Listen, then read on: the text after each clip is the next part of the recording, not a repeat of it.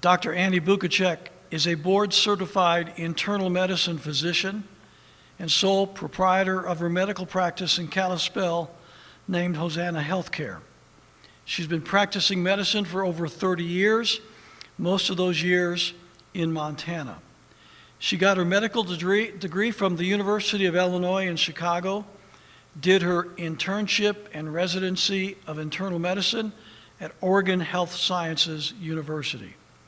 Dr. Annie is a council member and fellow of the American College of Physicians Montana chapter, and in 2019 won the ACP Laureate Award for commitment to excellence in medical care, as well as service to their community and the ACP.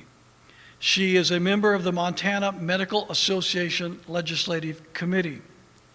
She was voted Best Family Physician in Flathead County 2012 and 2019, and she is a member of the Flathead County Board of Health.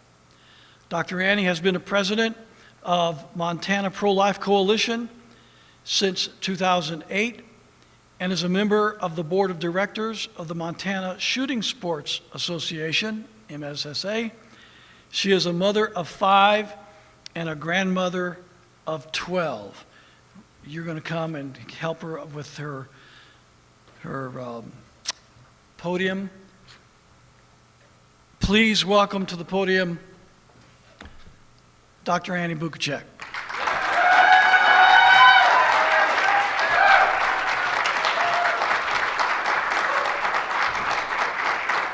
Thank you, and thank you for the introduction.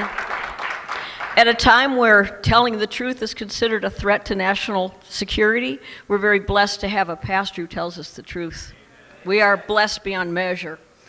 So I'm going to read this so that I make sure I don't give excessive commentary. So I'm going to talk about death certificates today. The decision for unprecedented government-mandated lockdowns has been based on the alleged death rate of COVID-19. Is this death rate based on truth? I posted the following question on Facebook yesterday.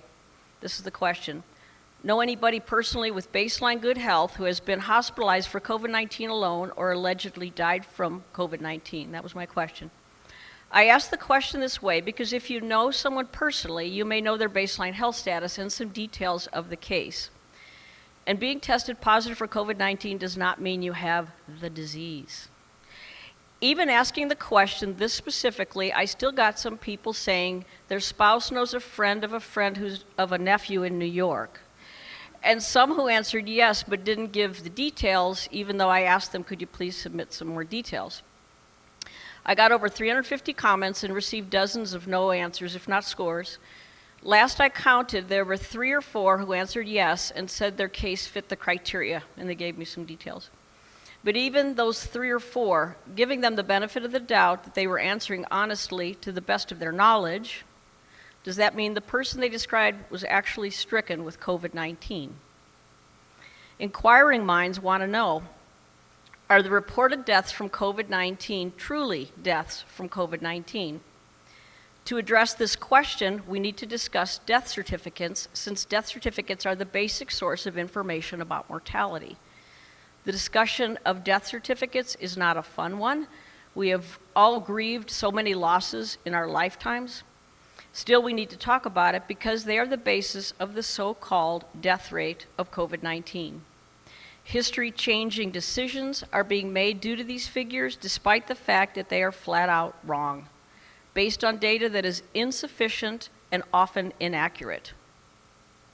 Few people know how much individual power and leeway is given to the physician, coroner, or medical examiner signing the death certificate. How do I know this? I've been filling out death certificates for over 30 years. More often than we want to admit, we don't know with certainty the cause of death when we fill out death certificates. That is just life. We are doctors, not God. Autopsies are rarely performed, and even when an autopsy is done, the actual cause of death is not always clear. Physicians make their best guesstimate and fill out the form. Then that listed cause of death, whatever we list, is entered into a vital records data bank to use for statistical analysis, which then gives out inaccurate numbers, as you can imagine. Those inaccurate numbers then become accepted as factual information, even though much of it is false. So, even before we heard of COVID-19, death certificates were based on assumptions and educated guesses that go unquestioned. When it comes to COVID-19, there is the additional data skewer that is, get this, there is no universal definition of COVID-19 death. The Center for Disease Control, updated from yesterday, April 4th, still states that mortality, quote-unquote, data includes both confirmed and presumptive positive cases of COVID-19. That's from their website. Translation, the CDC counts both true COVID-19 cases and speculative guesses of COVID-19 the same. They call it death by COVID-19. They automatically overestimate the real death numbers by their own admission. Prior to COVID-19, people were more likely to get an accurate cause of death written on their death certificate if they died in the hospital. Why more accurate when a patient dies in the hospital? Because hospital staff has physical exam findings, labs, radiologic studies, etc., to make a good, educated guess. It is estimated that 60% of people die in the hospital. But even those in hospital deaths, the cause of death is not always clear, especially in someone with multiple health conditions, each of which could cause the death. Clear-cut causes of death might include traumatic brain injury, say from a car accident, intractable seizures or asthma, sepsis from overwhelming infection, respiratory arrest from a COPD exacerbation, ruptured aneurysm, metastatic cancer, massive acute heart attack, stroke, or pulmonary embolism. I will talk more in a little bit about why inaccuracy in the cause of death has declined for hospital deaths with the introduction of COVID-19 testing. There are also unclear causes of death in ambulances. That's a reality.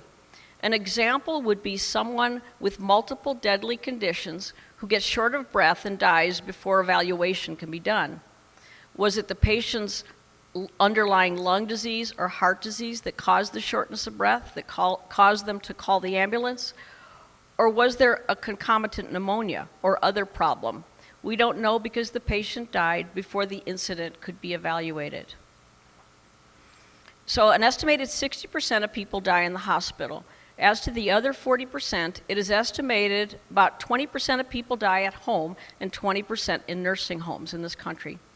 The true cause of death in these situations usually remains unknown. The death certificate is filled out with the best educated guess. Unknown causes of death include elderly people or younger people with known heart disease who die peacefully in their sleep. It is not acceptable to list old age as a cause of death, even though that may be more accurate than the cause of death we often list on the death certificate. We are allowed to state as a cause of death atherosclerotic cardiovascular disease, and that may be our best guess in a lot of these cases. But is it truly the cause? Who knows? Only God in heaven knows. Amen? So allow me to give a real-world example. One of my patient's fathers died about 17 years ago. He was old and in the final days of terminal cancer. He also had heart disease, but was too old and too sick to get heart bypass surgery. As he got near the end of his life, he came down with what appeared to be pneumonia. As my patient, this man's son, stood by his father's sick bed at home, the man died. No one else was there. The mortician was called and removed the body at about 2 a.m. The next day, the funeral home called and asked my patient, the son of this man, what time did he die and what was the cause? The death certificate listed the man's son's best guess. The cause of death made by the deceased man's son was made official. He was cremated, so there was no second opinion. This man didn't even have any medical training that gave the diagnosis to the mortician. This happens all the time, especially in poor urban areas, casual country towns, and rural areas. In the case of my patient's father, did an accurate cause of death matter? Not really. But today, when governments are making massive changes that affect our constitutional rights, and those changes are based on inaccurate statistics, it does matter.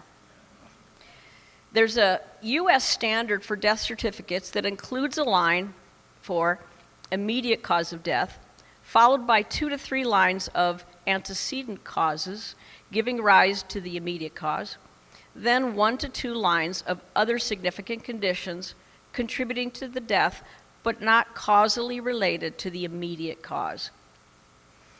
For an example, immediate cause of death, sepsis; antecedent cause, pneumococcal pneumonia; other significant conditions, COPD.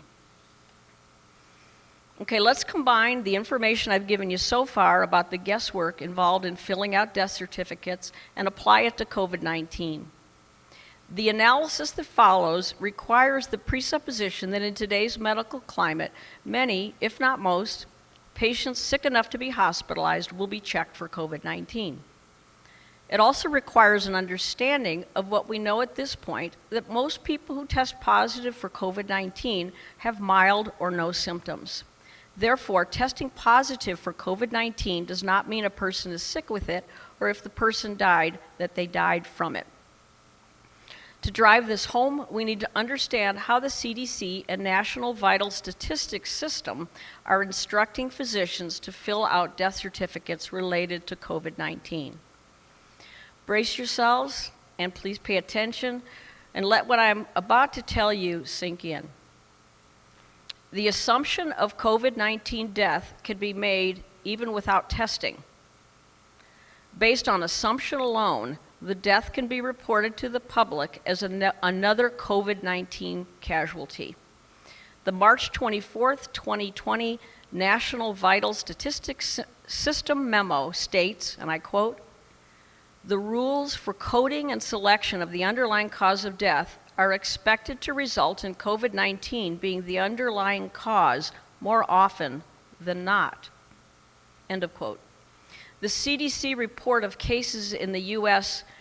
memo from yesterday states the death numbers are preliminary, quote, and have not been confirmed. So, quote, "The results are preliminary and have not been confirmed," end of quote. It's from the CDC website. Here's a quote even more laden with meaning. Stephen Schwartz, National Director of the Division of Vital Statistics, says in answer to the question as stated in the organization's COVID-19 alert, quote, "Should COVID-19 be reported on the death certificate only with a confirmed test?" Check out his answer, and I quote from this memo, of which I have a copy, quote, "COVID-19 should be reported on the death certificate for all decedents where the disease caused or is assumed to have caused or contributed to death. Certifiers should include as much detail as possible based on their knowledge of the case, medical records, laboratory testing, etc." End of quote. I'm sure you all feel so reassured the government is asking doctors to provide their very best guesswork. Not. Fact, quote, "COVID-19 caused death," end of quote, and, quote, "assumed death by COVID-19," end of quote, are not the same thing. And for those who died from something else and had an incidental finding of COVID-19 positivity, dying with COVID-19 is not the same as dying from COVID-19. I'm almost done, but want to clarify the process with another patient example. This is something that could happen commonly. It's not a specific patient I'm thinking of. Let's say it's a sick patient who goes into respiratory arrest at home. He is intubated at home by EMTs. They put a tube down his throat to help him breathe. He's taken to the hospital by ambulance, put on a ventilator in the ICU, put on antibiotics for presumed sepsis, given IV fluids because his blood pressure has bottomed out. The bacteria pneumococcus is found in the blood and sputum cultures. Pneumonia is seen on the chest x-ray. Despite the staff's best efforts, he dies 2 days after admission. Like I said, this is not an uncommon scenario. The patient was found to be COVID-19 positive, and the doctor has the option of listing on the death certificate that COVID-19 is the immediate or antecedent cause because the doctor theorizes that COVID-19 contributed. Either way, it goes into the data bank as caused by COVID-19.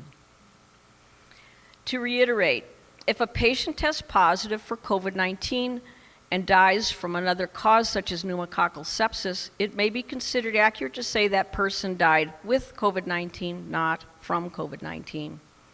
Yet the CDC guidelines list they list this case as one more COVID-19 death, and they go to the next questionable death. They label that as COVID-19, and it goes on and on.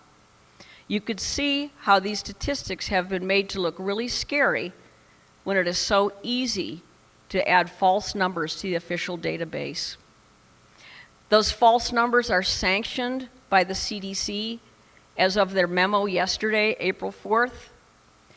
I have made physical copies of those memos in case more people start looking at their website and they decide it's too much truth for us. I hope I was able to make my point. The real number of COVID-19 deaths are not what most people are told and what they then think. How many people have actually died from COVID-19 is anyone's guess.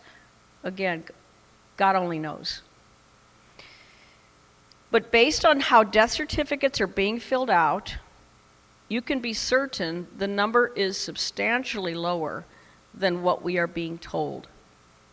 Based on inaccurate, incomplete data, people are being terrorized by fearmongers into relinquishing cherished freedoms. Thank you. Oh, and I have a little PS. Forgot about. You can't have a true case fatality rate without testing massive numbers of people, but that is another topic.